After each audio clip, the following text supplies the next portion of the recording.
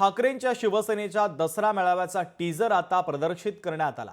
गर्जना ठाकरेंच्या असा टीजरमध्ये उल्लेख करण्यात आलाय। तर मेळाव्यात ठाकरे बंधू एकत्र येणार का याकडे अवघ्या महाराष्ट्राचं आता लक्ष लागलेलं आहे। गर्जना ठाकरेंची या मथळ्यामुळे आता चर्चांना उधाण आलं।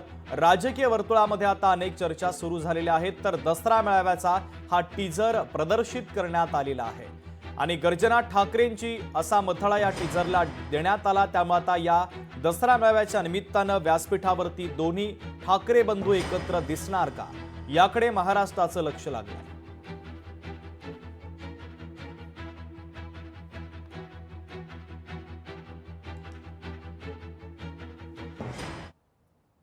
दसरा मेळावा ही शिवसेनेच्या नव्हे तर महाराष्ट्राच्या आणि देशाच्या राजकीय संस्कृतीमधला एक महत्त्वाचा एक भाग अनेक वर्ष बनलेला।